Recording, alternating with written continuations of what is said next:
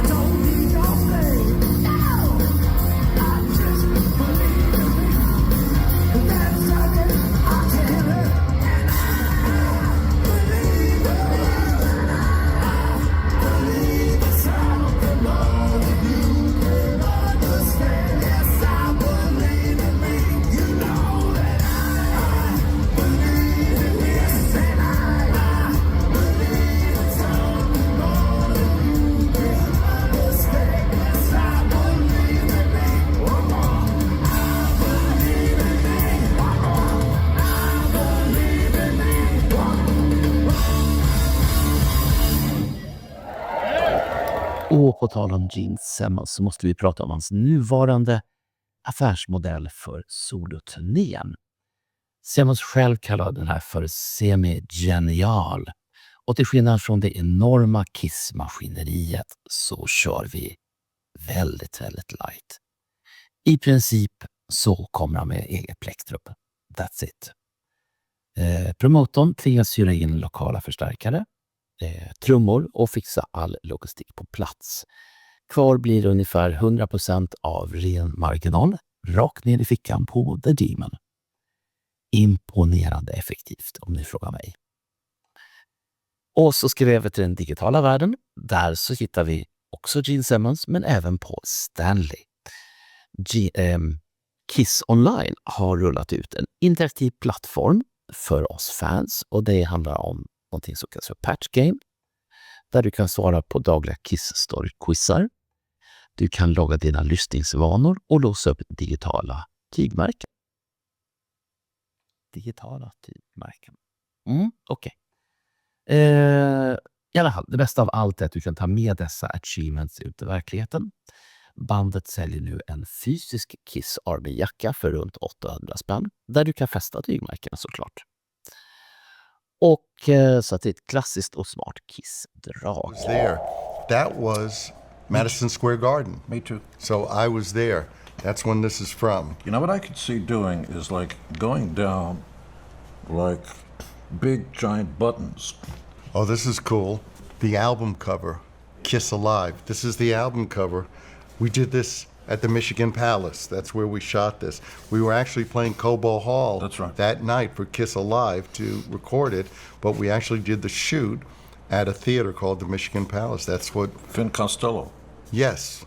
Funny because people were saying this could be a big album, and we were saying, do you think we might be able to sell 300,000 albums? And our manager said, well, let's not get ahead of ourselves. Från stora varumärken till genuint hantverk. Vi pratar förstås om Philip Schaus, en vän till Kiss till Let Me Know-podden. Och vi har både intervjuat honom och pratat om hans Sverige-turné. Men nu så släpper han sin första egna EP som heter Side One. Och 100% Rock Magazine ger ett betyg av 94% till den här plattan. Så att det är ju, det är bara att ge sig på. Och sen så måste du prata om låtskriveri. Och i helgen så gick popikonen Nils Sedaka bort och Paul Stanley var snabbt ute på X och publicerade en fin hyllning till den klassiska låtskrivaren från The Brill Building Area. Stanley skriver bland annat att bra låtskriveri aldrig blir omodernt. Och det är ju exakt det här djupodlade pophantverket som Paul har byggt sina egna största hits på. Och på tal om att skriva hits så är det nu helt officiellt att Gene och Paul väljs in i Songwriters Hall of Fame och inte bara är nominerade som vi har nämnt tidigare. Galan går av stapeln den 11 juni i New York. Och efter att i över 50 år kritikerna bara har pratat om smink och bomber så får branschens allra tyngsta kunna ge erkännande till Gene och Paul. Det ultimata. Ja, herregud. I alla fall, innan vi tackar för idag så ska vi titta på vad Let Me Know-podden har gjort och kommer att göra. I fredags så pushade vi ut ett helt nytt avsnitt där vi djupdykt i den svenska kultklassikern Blödaren. Vi var på releasefesten helt enkelt. Och eftersom ni vet att jag älskar nördig trivia så får det detalj som kan få era processorer att gå upp på högvarv. Visste ni att Blödaren gifte sig med sitt offer och fick 5 barn? Hurra! Det handlar alltså om skådespelarna Åke Eriksson och Agneta Nulle Ölund från bandet Rock Cats som fann varandra efter att kameran hade stängts av.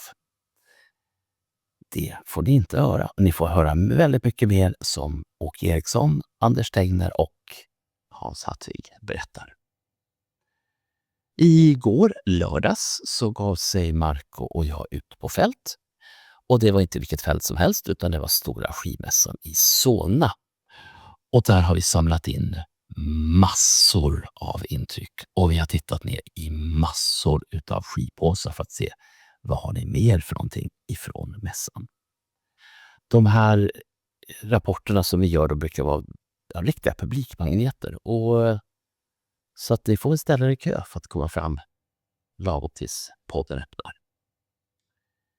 Och vad har vi mer för någonting? Jo, på fredag så har vi en livepodd där vi kommer att titta djupare ner i Kiss sista spelningar i Sverige, det vill säga Dalhalla.